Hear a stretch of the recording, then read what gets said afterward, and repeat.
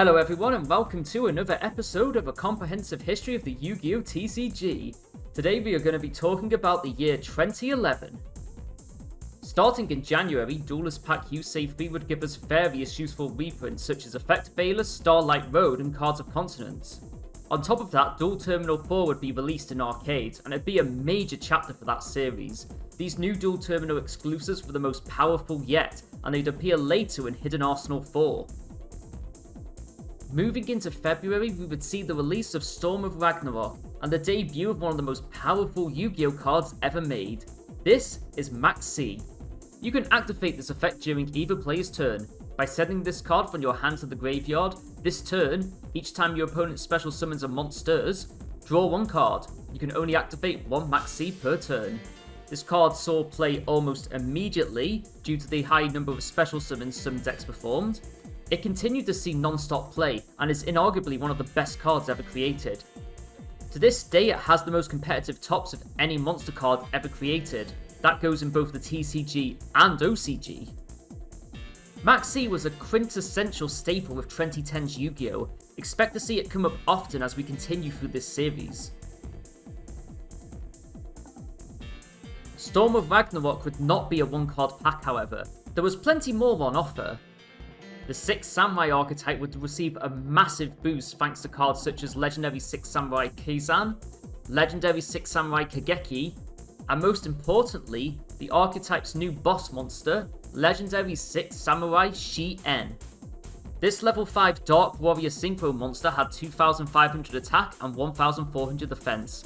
It required one Warrior type tuner, plus one or more non-tuner 6 Samurai monsters.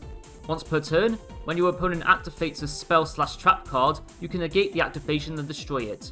If this face-up card on the field would be destroyed, you can destroy another face-up 6 Samurai monster you control instead. Now by today's standard, this is a pretty weak effect. Like, it's nice to get a spell-trap negation, but it's just one negation and your opponent can play through it pretty easily. But there was a combo to ensure that this card stayed on the field. So Shi-En is a synchro counterpart to the original 6 Samurai boss monster, Great Shogun Shi-En. Great Shogun Shi-En had a floodgate-like effect where your opponent could only play one spell or trap card per turn while it was face up on the field. If your field had both Great Shogun Shi-En and Legendary 6 Samurai Shi-En in play, you would perform what was known as the Shi-En lock. Under the Shen lock, your opponent could only activate one spell or trap card per turn. That one spell or trap card would then always be negated by Shi-En. In other words, the ideal 6 Samurai board made it so that your opponent had to rely entirely on monster effects to get by. It was a very powerful position to be in. Also boosting 6 Samurai in this set, almost to an unnecessary degree, was Shi-En's Smoke Signal. Add one level 3 or lower 6 Samurai monster from your deck to your hand. Not looking to be left behind in this synchro arms race, the Karakuri archetype would also get a new synchro boss monster.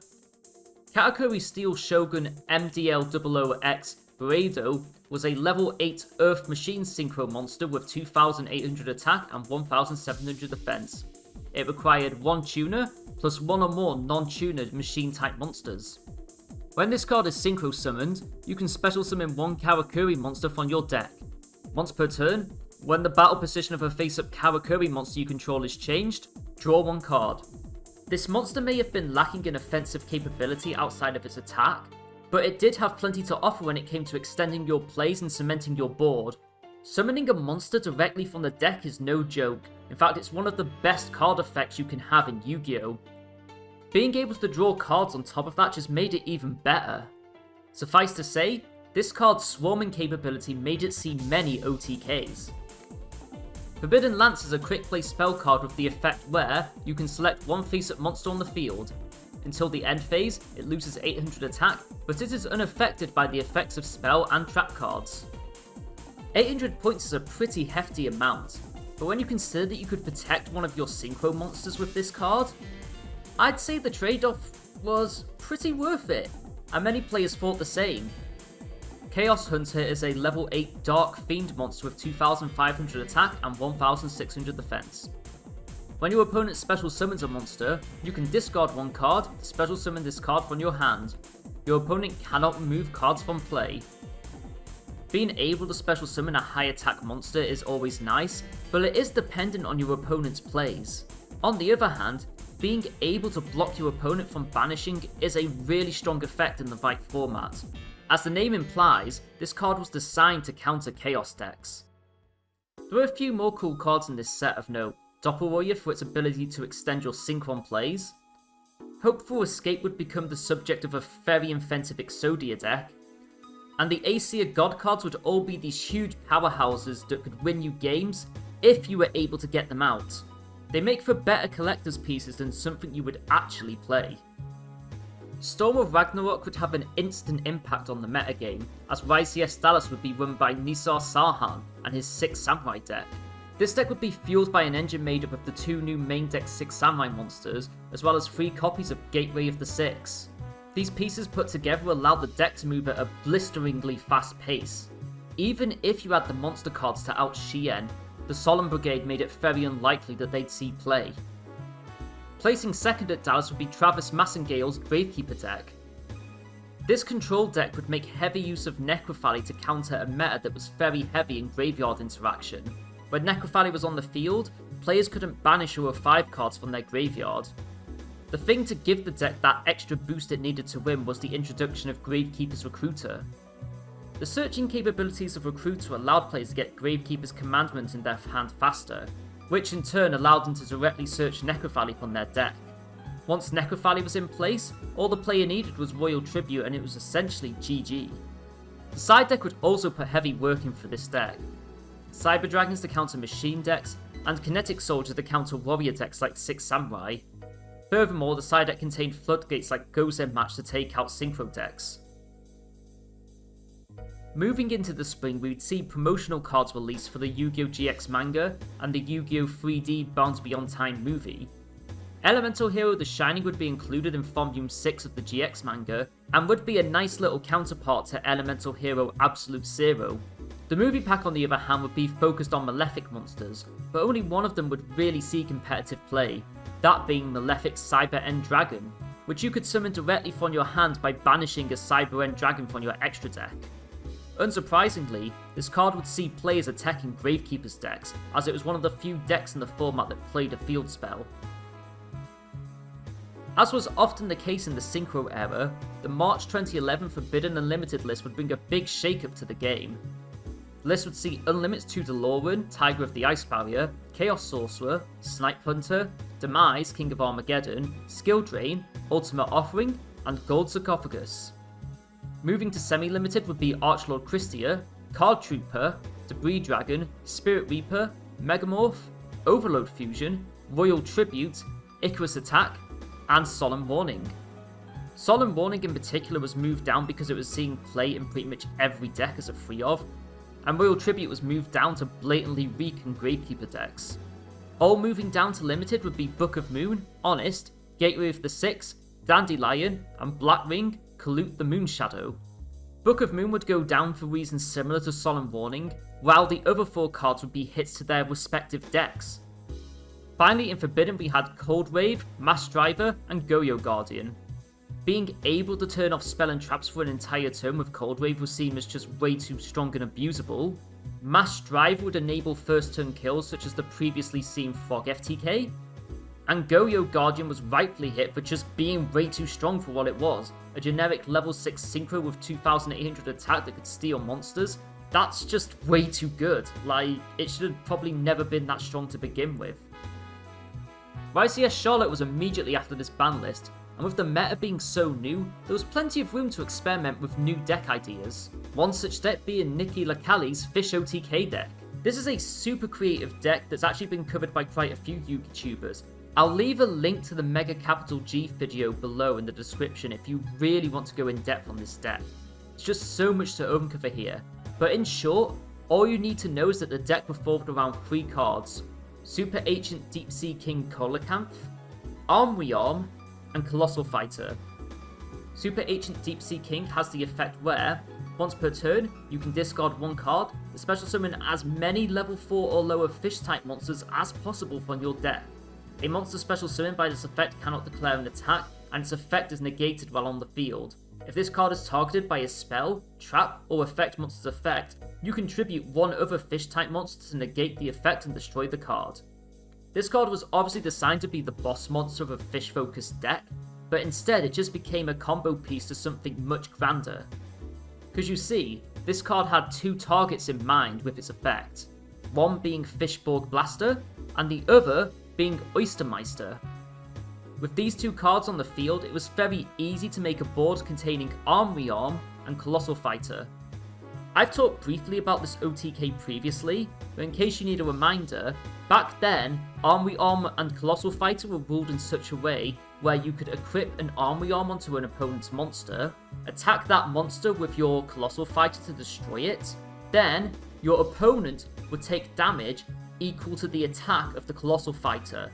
The Colossal Fighter, having been destroyed by battle, would then revive itself from the graveyard and attack into the Arm Rearm equipped monster again, and you would just keep doing this until your opponent got burnt to death the game. As win conditions go, it was one of a kind at the time. No other deck was defeating opponents with burn damage like this. The Fish OTK strategy is truly a one of a kind product of its time. You can't even attempt to recreate this strategy now, as erratas to Arm Rearm and Colossal Fighter make it impossible to do. Spring 2011 would certainly become a memorable time for the Yu-Gi-Oh card game. March 4th would see the release of the Dragonity Legion structure deck. The biggest addition to the game from this structure deck would be Dragon Ravine. Once per turn, you can discard one card, then activate one of these effects. Add one level 4 or low Dragonity monster from your deck to your hand, send one Dragon type monster from your deck to the graveyard. Ravine would arguably be the first true modern field spell card, and would completely redefine how field spells were designed going forwards. April 15 would see the release of Hidden Arsenal 4, Trishula's Triumph, named as such after the most powerful card in the set, and one of the most powerful synchro monsters ever created. Trishula, Dragon of the Ice Barrier, was a level 9 Water Dragon synchro monster with 2700 attack and 2000 defense. It required one tuner, plus 2 or more non-tuner monsters. When this card is synchro summoned, you can activate this effect to remove from play up to one card each from your opponent's hand, field, and grave. Thanks to the way this card interacts with the opponent's hand, the effect does not target, meaning it is still useful well into the modern day. Finally, on May 1st, we would see TG Hyper Librarian added as a WCQ prize card. This level 5 Dark Spellcaster generic synchro monster has the effect where, while this card is face up on the field, each time a synchro monster is synchro summoned, draw one card for each. For level 5, its 2400 attack baseline was decent, but the fact that you could draw every time you were synchro summoning is what really put this card over the top. Thanks to the existence of monsters such as Formula Synchron, synchro focused decks just got a very powerful draw engine, and this card would go on to see a lot of play once it was released as a Shonen Jump promo in June. Super Spring would continue as on May 6 we saw the release of the last ever 5Ds booster set. Extreme Victory would be a fitting send-off to the series, as it contained many new powerful cards that would see wide play across all sorts of decks. Most notable from this set would be Tour Guide from the Underworld. This level 3 Dark Fiend monster had the effect where, when it is normal summoned, you can special summon one level 3 Fiend monster from your deck. Its effects are negated, and it cannot be used as a synchro material. If the synchro era had continued after this, Tour Guide would have been just a footnote, but due to a number of major changes that were about to come to the game, Tour Guide ended up being the chase card of the set. For now, however, it was still the synchro meta.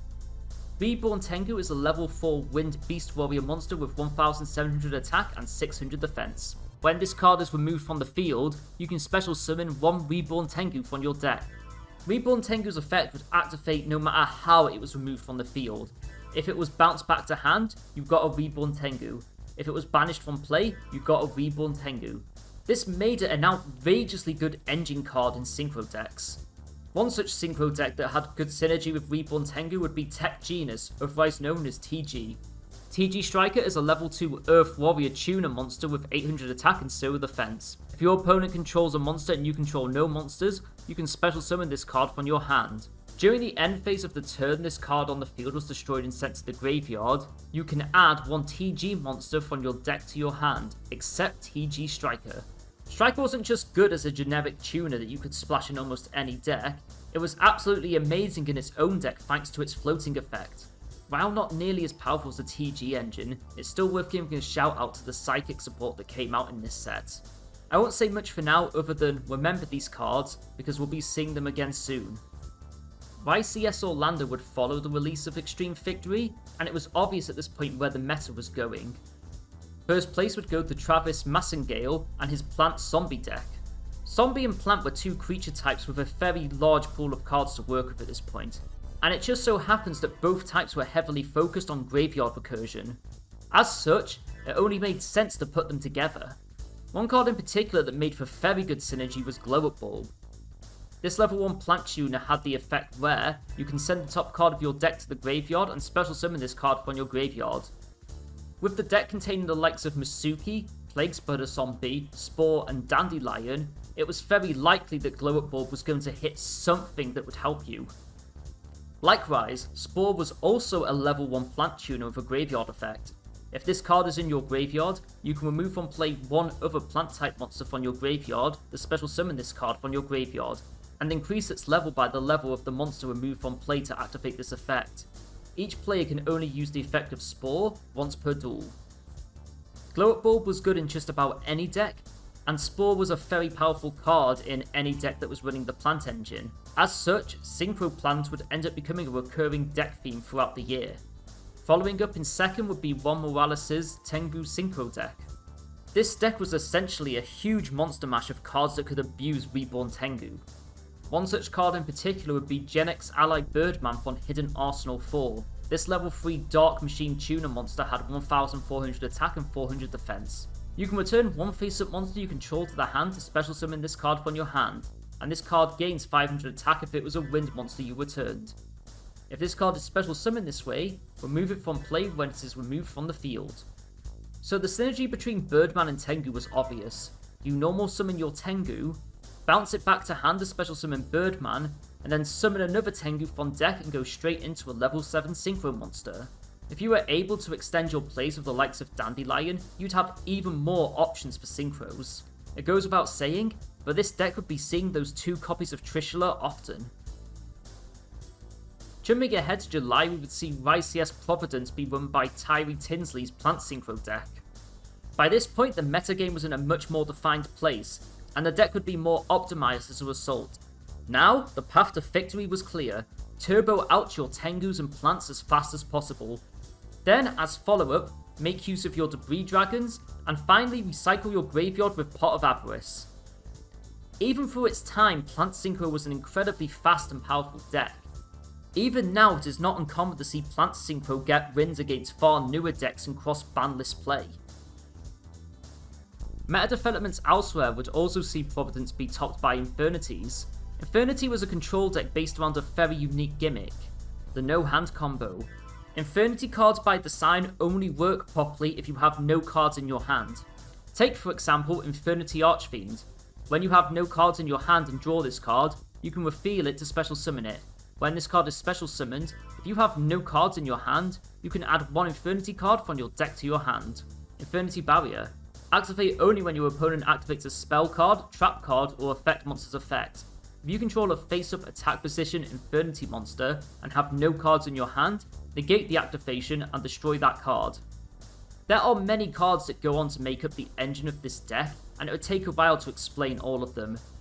But all you need to know is that as long as you had no cards in your hand, you were golden.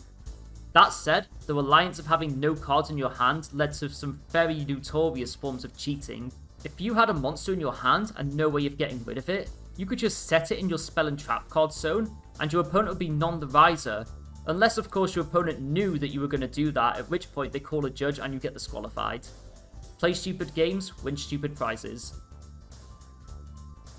During this busy YCS season, Konami was still releasing new product into the TCG. Duelist Pack Crow would release on May 31st and be noteworthy for containing Black Ring Sephiroth the Elite. This level 4 Dark Ring Beast monster had the effect where, if this card is in your graveyard, you can return one face-up card you control to the hand to special summon this card from the graveyard and take 400 damage. Each player can only use the effects of Black Ring Sephiroth the Elite once per duel. This card was merely good in the Synchro era, but as time went on, it would only get more and more powerful. It still actually sees occasional play today. Releasing on June 14th would be the Lost Sanctuary structure deck. This deck would be focused on the Agent series of fairy monsters. The two big inclusions in this deck were the Agent of Mystery Earth and Master Hyperion. Earth was a level 2 light fairy tuner monster with 1000 attack and 800 defense. When this card is normal summoned, you can add one the Agent monster from your deck to your hand, except the Agent of Mystery Earth. While the Sanctuary in the Sky is face up on the field, you can add one Master Hyperion from your deck to your hand instead. Master Hyperion is a level 8 light fairy monster with 2700 attack and 2100 defense. You can special summon this card from your hand by removing from play one the Agent monster in your hand, field or graveyard. Once per turn, you can remove from play one light fairy monster from your graveyard to select one card on the field and destroy it. If the Sanctuary in the Sky is face up on the field, you can activate this effect up to twice per turn. God damn, now that is what you call a boss monster, and it came in a structure deck of all things. I think it's fair to say the Lost Sanctuary to this point might have been the strongest structure deck in the game. The Agent engine itself was decently fast on its own, and became even better when combined with the likes of Tech Genus, but Master Hyperion was just an absolute beast, and the deck also supported other boss monsters like Archlord Christia. You don't even need to see tournament results to know that this deck would go on to see a high amount of play. And then we come to July 8th, the day that Yu-Gi-Oh! Would once again change forever, thanks to the introduction of a new monster category, Exceeds. Exceed monsters were unique in that you played them by overlaying cards on top of each other. Think Solitaire and you have the right idea. Also new to Exceed monsters was their level system. You see, Exceeds don't have levels, they have ranks. Having ranks instead of levels meant that cards like Gravity Bind and Level Limit Area A had no effect on them. They were immune to those cards. The dawn of the Exceed structure deck would contain 3 Exceed monsters. Gachi Gachi Guntetsu would be a rank 2 Earth Rock Exceed monster with 500 attack and 1800 defense. Its summoning condition would be overlaying 2 level 2 monsters on top of each other. If this face-up card would be destroyed, you can detach 1 Exceed material from this card instead. Face-up monsters you control gain 200 attack and defense for each Exceed material attached to this card. Grenosaurus would be a rank 3 Fire Dinosaur Exceed monster with 2000 attack and 1900 defense. To summon it, you would have to overlay 2 level 3 monsters. When this card destroys an opponent's monster by battle and sends it to the graveyard, you can detach 1 Exceed material from this card, inflict 1000 damage to your opponent. Number 39, Utopia, was a rank 4 Light Warrior Exceed monster with 2500 attack and 2000 defense. Its summoning condition was overlaying 2 level 4 monsters. When any player's monster declares an attack, you can detach 1 Exceed material from this card, negate the attack. When this card is targeted for an attack, while it has no Exceed materials, destroy this card. Thanks to how generic these cards were, and the fact that all it required was 2 monsters at the same level, Exceeds would see play almost immediately, though they wouldn't quite be the focus of the meta yet. With such a small number of cards to work with, there would be more utility choices on already existing strategies. That said, they would influence how Plant Synchro was built going forward, as the decks would now utilise Tour Guide from the Underworld. We can see this at YCS Indianapolis in August, as Robert Boyjan would go to first place with his Plant Synchro deck. In this variation of Plant Synchro, we can see immediately how the meta has changed. Alongside Tour Guide from the Underworld, Max C has also found a place in the deck as a main staple. Many matches would start with the play of normal summon Tour Guide, special summon Sanganth on deck, and then overlay into an Exceed. In this sequence, we would see 2 special summons. This was the perfect time to use Max C, as it meant you'd immediately draw 2 cards off that play. Drawing and plussing off Max C was a huge deterrent, so much so that some players wouldn't even go into their Exceed play. This would be a preview of future metas going forward. If Max C hit the board, play would almost certainly come to a stop. There were, however, decks that were willing to play on despite Max C's presence. This began what is now known as the Maxi Challenge. What's the Maxi Challenge? When Maxi is active, you have to commit a mandatory card draw every time your opponent special summons a monster. Now what happens if your opponent was to special summon 35 times in a turn? That sounds ridiculous, but there are plenty of decks in the game that can actually accomplish this feat. If you can special summon enough times, even if it gives you a weaker board, you can make your opponent deck out through the effect of Maxi. It's very rare that this can happen, but you can never discount the possibility of someone succeeding at the Maxi Challenge, especially in a combo heavy meta. Regardless, with the existence of cards like Effect Failure, dropping Maxi still put you in the far more favourable position. The introduction of X-Seed monsters wouldn't be the only major change to the Yu-Gi-Oh! Trading card game at this time. With this starter deck came the new Master Rule. What's a Master Rule? Well, basically it's the set of rules that define how the game plays. Originally in Master Rule 1, we had this little thing called Ignition Priority. Ignition Priority meant that when a monster was summoned, it could activate its effect immediately before your opponent could respond. To give an example, say I summon an Exiled Force. Under Ignition Priority, I can say Summon Exiled Force, Ignition Priority, Tribute Exiled Force to destroy one monster my opponent controls. In this situation, my opponent wouldn't even be able to respond with a card such as Trap Hole to dispose of the Exiled Force. Under Master Rule 2, however, Ignition Priority was moved from the game. Now, the play would go more like this. I summon Exiled Force. Opponent activates Trap Hole. Exiled Force is destroyed.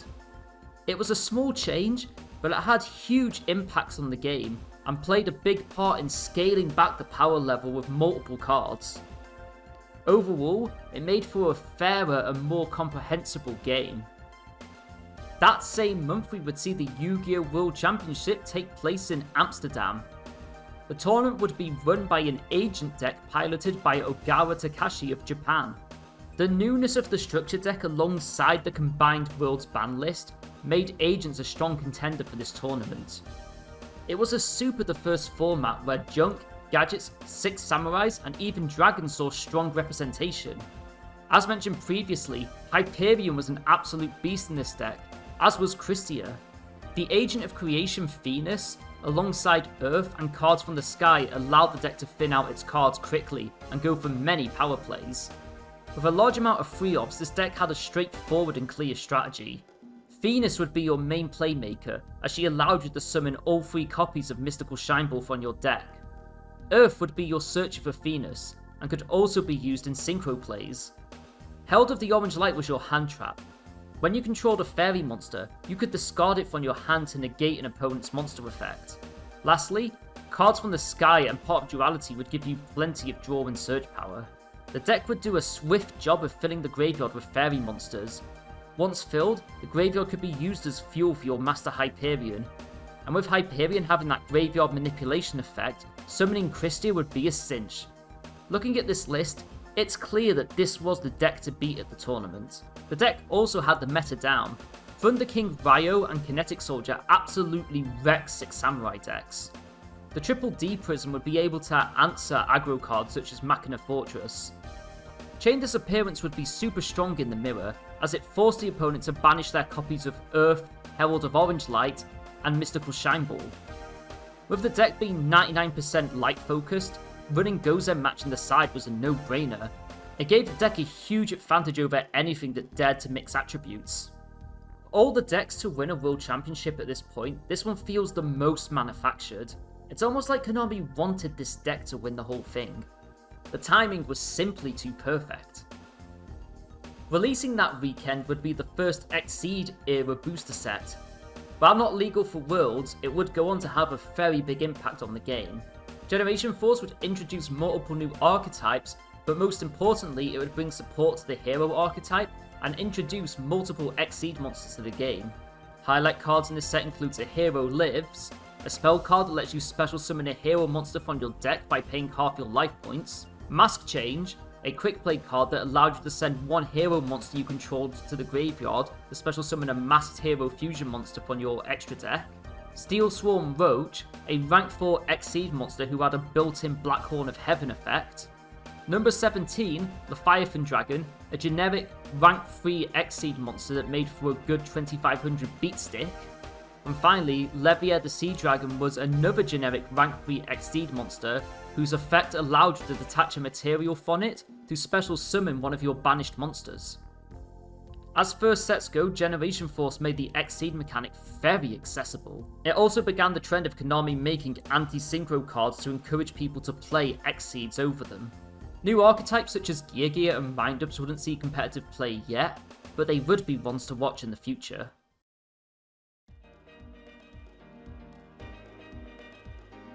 Following worlds would be the September 2011 Forbidden Unlimited list, and whoo, it's a doozy. In Unlimited we would have Judgment Dragon, Spirit Reaper, Megamorph, Mystical Space Typhoon, Overload Fusion, Gravity Bind, and Icarus Attack all going to free. In Semi-Limited we would see moves for Deloan, Tiger of the Ice Barrier, Necro Gardener, Summoner Monk, Dragodia, Destiny Draw, Sword to Revealing Light, Call of the Haunted, and Mind Crush. In Limited we would see the unbanning of Blackluster Soldier, Envoy of the Beginning, one of the most powerful monsters ever made at the time. Alongside Blackluster Soldier, we would see the unbanning of Heavy Storm. Moving down to Limited would be the Breeze Dragon, Lone Fire Blossom, Formula Synchron, Legendary 6 Samurai Shi-En, TG Hyper Librarian, Trishula, Dragon of the Ice Barrier, Pot of Avarice, Primal Seed, and Shien Smoke Signal. Finally, Forbidden would be Fishborg Blaster, Giant Trunade, Royal Oppression, and Mindmaster. From this list, it's obvious that Konami wanted to give a consistency hit to plant decks, as well as limit the number of times the 6 Samurai decks could go into their boss monster. Regardless, BLS coming off the list was huge, and it took attention away from everything else. October 13th would see the release of the Gates of the Underworld structure deck. This structure deck would support the Dark World archetype with 3 new cards: Grapha, Dragon Lord of Dark World, Snow, Unlight of Dark World, and the Gates of Dark World. Gates would be another field spell in the vein of Dragon with Fiend. All Fiend type monsters you control gain 300 attack and defense. Once per turn, you can banish 1 Fiend type monster from your graveyard, discard 1 Fiend type monster, then draw 1 card. The Scalding Lightness allowed certain Dark World monsters to get their effects off while also giving you an extra card in your hand to replace it. Snow, Unlight of Dark World, had the effect where, if this card is discarded to the graveyard by a card effect, if it was discarded from your hand to your graveyard by an opponent's card effect, you can target 1 monster in your opponent's graveyard, add 1 Dark World card from your deck to your hand, then special summon that target, if any, in face-up defense position. Dark World cards were always a notorious case of word vomit, but basically the card works like this. If Snow was discarded by your own card effect, you just added 1 Dark World card from your deck to your hand. If it was discarded by an opponent's card effect, you would add a Dark World card from your deck to your hand, and then special summon a card you targeted in your opponent's graveyard in face-up defense position. As confusingly worded as these cards are, it was only the searching effect that mattered. Most people would get rid of their Snow with Gates of Dark World and then just search another Dark World card from their deck. That's all you need to know.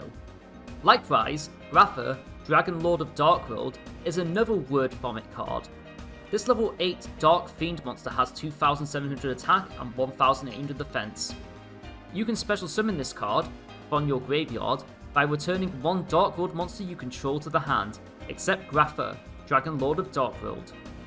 If this card is discarded to the graveyard by a card effect, target 1 card your opponent controls, destroy that target. Then, if this card was discarded from your hand to your graveyard by an opponent's card effect, look at 1 random card in your opponent's hand. Then, if it was a monster, you can special summon it to your side of the field. These new Dark World cards were extremely powerful, but oh my word was the wording long. This structure deck may have very well been one of the turning points for Yu-Gi-Oh! When it came to overly long card effects. The power creep was now hitting the point where a lot of cards had multiple effects printed on them, and the effects this was having on wording was showing. Continuing on into November, we would see the release of the last mainline booster set for this year. Photon Shockwave would continue where Generation Force left off, and introduce even more Exceed monsters into the game. Number 20 Giga Brilliant was a rank 3 light insect monster with 1800 attack and 1800 defense. 2 level 3 monsters. Once per turn, you can detach 1 Exceed material from this card. All face-up monsters you currently control gain 300 attack. Wind Up Senmains, a rank 3 fire machine monster with 1500 attack and 2100 defense. Requires 2 level 3 monsters. If this face-up card on the field would be destroyed, you can detach 1 Exceed material from this card instead. Once per turn during the end phase, if this effect was used this turn, target 1 card on the field, destroy it. A Folsar Dolka was a rank 4 fire dragon monster with 2300 attack and 1700 defense. Require 2 level 4 dinosaur type monsters. When an effect monster's effect activates, you can detach 1 Exceed material from this card, negate the activation, and destroy it. A Folsar Lagia was a rank 4 fire dragon monster with 2400 attack and 2000 defense. Require 2 level 4 dinosaur type monsters. When a monster's would be normal or special summoned, or a spell trap card is activated, you can detach 2 Exceed materials from this card, negate the summon or activation, and destroy that card. So in other words, a solemn judgment on legs. These 4 Exceed monsters would go on to define the set, but getting them out was easier said than done. The Folsars in particular required dinosaur monsters to play, so how are they going to work in a competitive setting? Let me introduce you to Rescue Rabbit. This level 4 Earth Beast monster has the effect where this card cannot be special summoned from the deck. You can banish this face-up card you control, special summon 2 level 4 or lower normal monsters with the same name from your deck, destroy them during the end phase. The effect of Rescue Rabbit can only be activated once per turn. Rescue Rabbit combined with the Folsars would go on to form the basis of a deck known as Dino Rabbit. Normal summon Rescue Rabbit, and then banish it to special summon 2 level 4 dinosaur monsters from your deck. Then, you could overlay them into an Folsar of your choice. Add back row into the mix and you had a very strong board. Other cards of note in Photon Shockwave would be further support for the Wind-Up archetype and One Day of Peace. Each player draws 1 card, and neither player takes damage until the end of the opponent's next turn. This card was rampant in stall decks, and Exodia decks believe it or not. Dino Rabbit would be the deck to watch going into the next format, but we still had to get through YCS Kansas City. Kansas City would be run by a Chaos deck piloted by Courtney Roller.